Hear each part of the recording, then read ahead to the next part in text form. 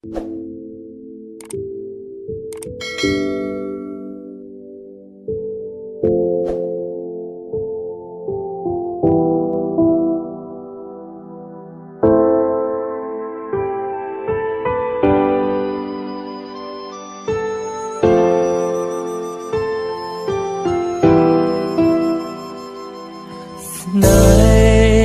ុំពេលនេះត្រូវរលីដូចជាផ្សែងកូនដោយកូនដែងនៅម្នាក់ឯងសែនឯកាជីវិតខ្ញុំនៅពេលនេះរស់នៅពិតសែនឯកាកណ្ដោយកណ្ដៃរស់នៅព្រាបបានដោយសេរីក្មេងបានផ្សារព្រោះតែជីវិតមួយនេះរស់នៅលែងមានអ្នកណាពេលដែលមានអូនបងធ្វើរឹកលយអង្ចា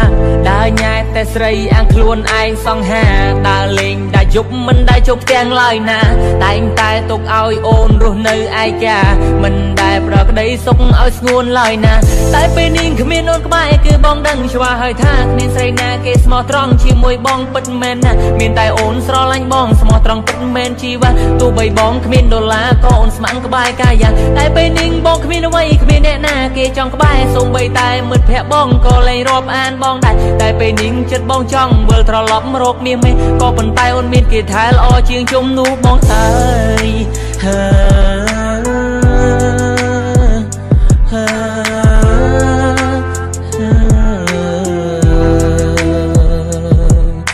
ស្នេ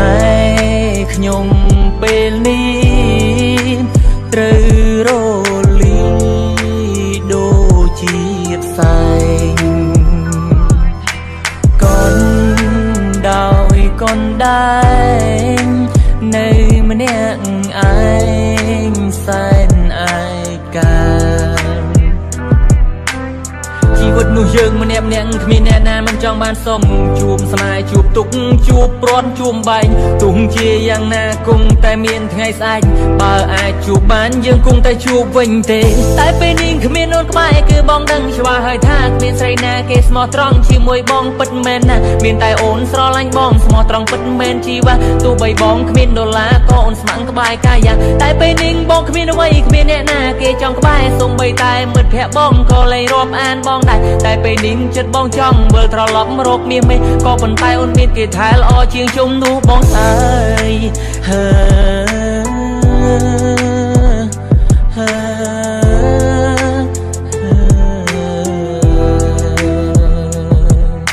ស្នេហ៍ខ្ញុំពេលនេះត្រូវរលីដូចជាផ្សែ